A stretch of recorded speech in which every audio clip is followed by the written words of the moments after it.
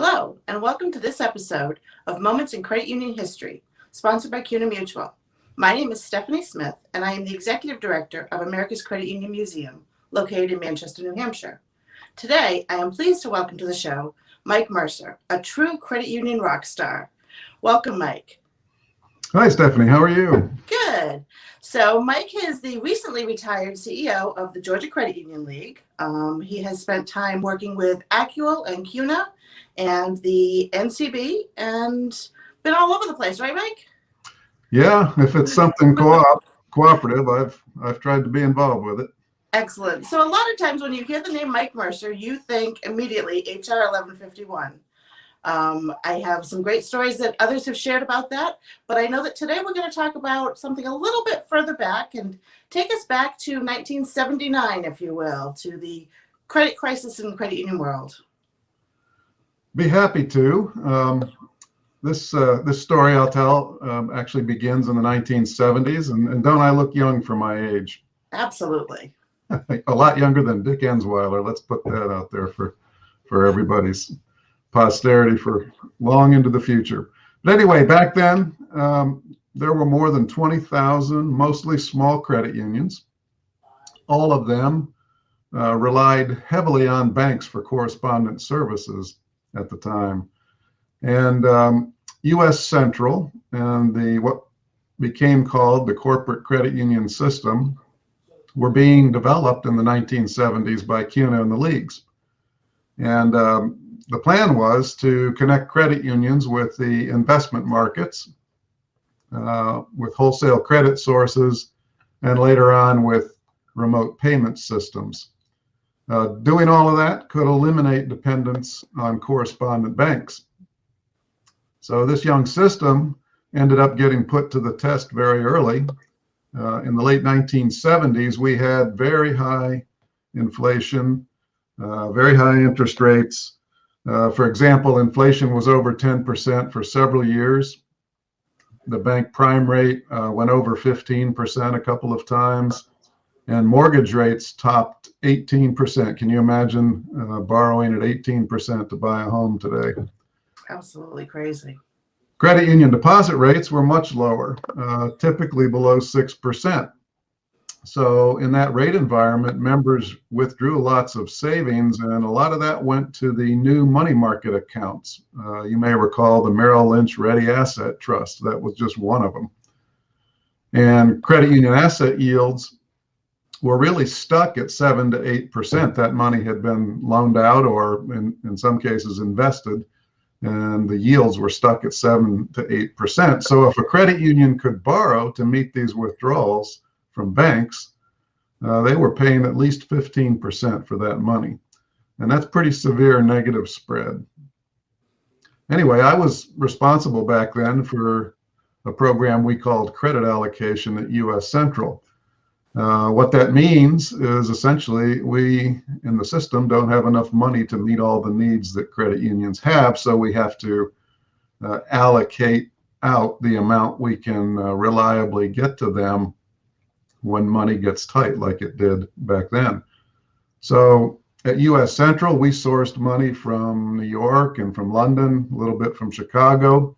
Our first line of credit at U.S. Central was from a bank called Bankers Trust in New York, and it was for $75 million, which is a lot of money back then.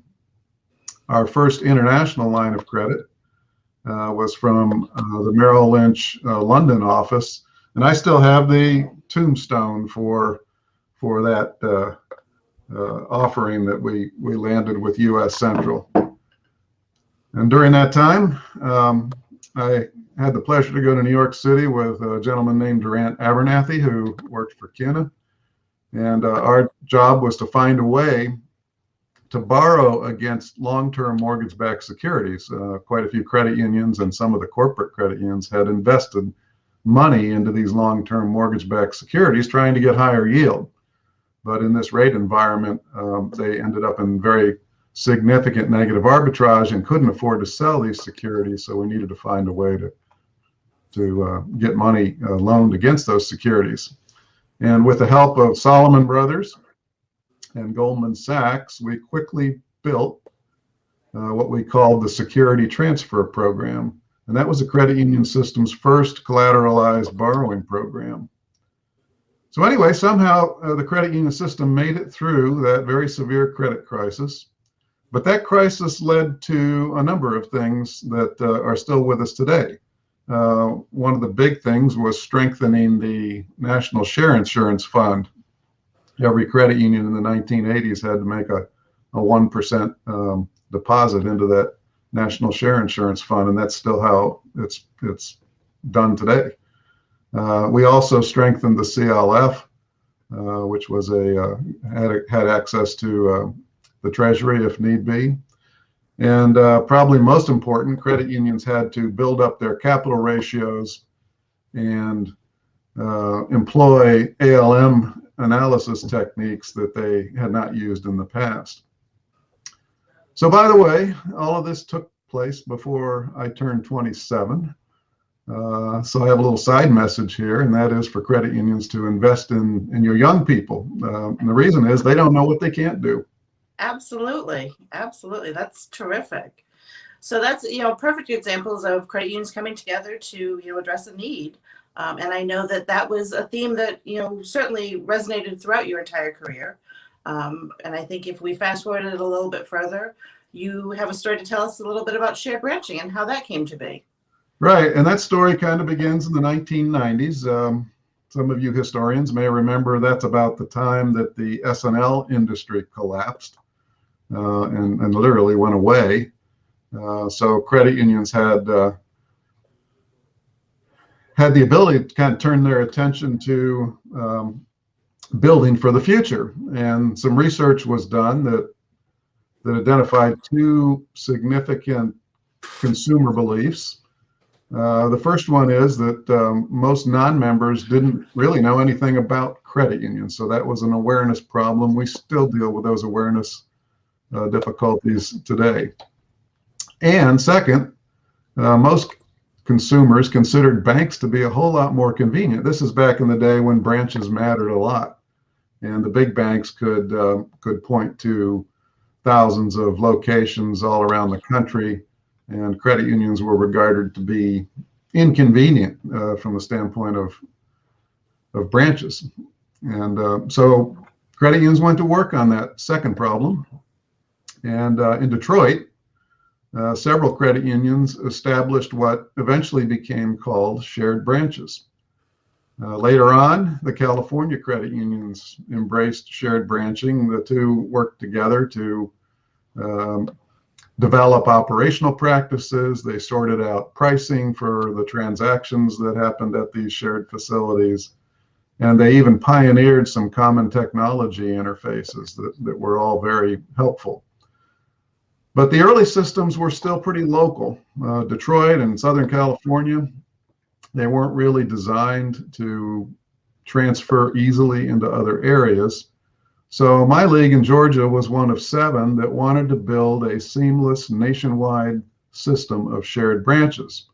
So we got together and formed a collaboration called Credit Union Service Corporation, or CUSC, and it was designed to support state shared branch networks, almost all of which were formed by the local leagues. They were all launched by the local leagues, and then credit unions became investors in these shared branch companies. So the credit unions in each state actually ended up owning their shared branch companies.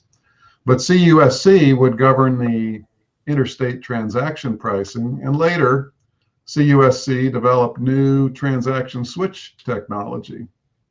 So CUSC even took the lead in designing a national organization that would enable shared branch locations to switch across the Michigan, California, and now CUSC networks. So it became possible to seamlessly do these transactions in any shared branch. Now this whole shared branching infrastructure has all married up and come under the umbrella of the co-op network. But back then there was no such overarching network, so we had to build it from the bottom up. And within 10 years, the credit union system could tell members that they had access to more branches than any of the big banks. So you can see that working together, credit unions can accomplish almost anything. I love shared branching. It's no secret that that's one of my greatest loves of being a credit union member. So thank you for your part in that. I think that, it's funny that we sort of take it for granted that it's been there for as long as I can remember. But somebody had to come up with that concept, and you certainly can't imagine that banks would have, joined forces with other banks to do that. So it certainly is a terrific example of what sets us apart. Sure. Absolutely. So that's been our time with Mike Mercer and his moments in credit union history, brought to you today by CUNA Mutual. So thanks for joining us, Mike. Stephanie, you have a great day. Thank you.